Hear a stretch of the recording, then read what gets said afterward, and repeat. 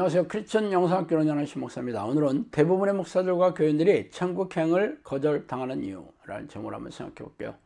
천국과 지옥을 결정하는 잣대는 성경에 기록된 하나님의 말씀입니다. 그러나 우리네 교회에서는 성경대로 가르치는 게 아니라 성경을 자의적으로 비틀어서 아전 인수식으로 해석한 교단 신학자들의 주장을 성경 위에 두고 가르치고 있어요. 그러나 교회들은 성경을 정독하지도 않으며 성경에서 가르치는 교리와 그런 성경의 내용이 다르더라도 심드렁하게 여기고 있습니다. 그 이유는 미혹영이 목사들과 교인들의 머리를 타고 앉아 속이고 지배하고 있기 때문이에요. 그래서 성경에서 수없이 경고하고 있더라도 이를 뭉개고 있으니 참 답답한 노릇이죠. 그러므로 목사들이 당신의 등을 토닥이면서 안심시키더라도 이를 고지 듣지 마세요. 그러므로 제 주장이 성경적인지 혹은 당신이 들어왔던 교단 교리가 성경적인지 날카롭게 분별하시기 바랍니다. 다시 처음의 주제로 돌아가서 미혹영이 우리네 교인들이 가장 집요하게 속이고 있는 공격이 무엇인지 아세요? 바로 하나님을 만나서 교제하지 못하게 하는 것입니다. 하나님은 영이시기 때문에 기도와 말씀의 통로를 통해 하나님을 만나고 교제할 수 있어요. 그러나 우리네 교회에서는 하나님과 교제하는 기도를 하나님으로부터 자신의 소원을 이루고 욕망을 채우는 수단으로 변질시켰어요. 새벽기도에 가서 교인들이 부르짖는 기도의 내용을 살펴보세요. 담임 목사의 목회 성공과 자신과 가족들의 소원을 채우는 목록을 나열하고 있을 뿐입니다. 그래서 응답이 내려오지 않으면 희생의 강도로 더해서 작정기도나 금식기도, 헌금을 드리면서 기도하는 등의 성경에도 없는 방식으로 하나님의 목을 조르고 있으니 기가 막힌 일입니다. 그러나 하나님은 졸라댄다고 해서 들어주시는 분이 아니에요. 그래서 기도응답이 사라진 기도원은 죄다 문을 닫았고 새벽기도에 사람들이 사그라지고 있죠. 그렇다면 왜 교회에서 하나님과 교제하는 기도를 가르치고 훈련시키지 않습니까? 이는 미혹영이 하나님과 사귀는 기도를 하지 못하게 목회자들을 속이는 데 성공했기 때문이에요. 그렇다면 하나님과 사귀는 기도가 무엇인지 한번 살펴봅시다. 원래 기도란 하나님이 자신을 찾아오기를 간절히 고대하며 하나님의 이름을 부르는 것이 시작이에요. 성경이나 교회, 목사가 없던 시절에 아브라함이나 이삭, 야곱은 하나님을 부르는 기도를 통해 하나님을 만나고 동행하였고, 율법이 주어진 시절에도 경건한 유대인들은 하나님을 간절히 찾는 기도를 쉬지 않았어요. 다윗의 시편을 보면 그가 얼마나 자주 간절히 하나님의 이름을 부르며 찾았는지 어렵지 않게 알 수 있어요.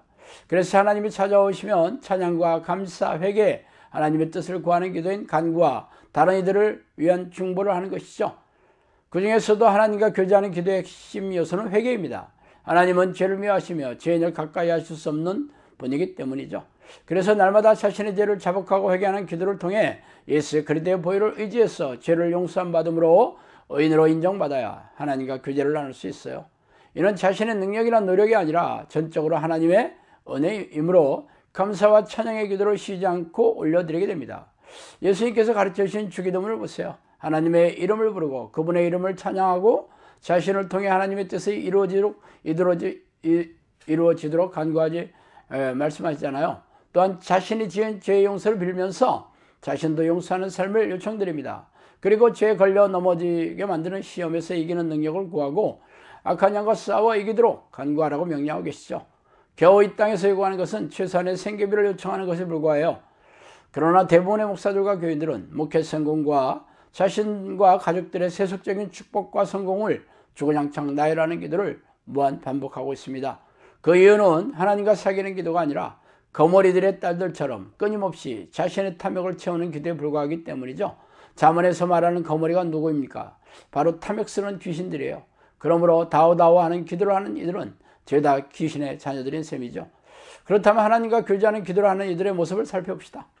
모든 기도와 간구를 하되 항상 성령 안에서 기도하고 이를 위하여 깨어구하기를 항상 힘쓰라. 항상 힘쓰며 여러 성도들을 위하여 구하라. 에베소 6장 18절이죠.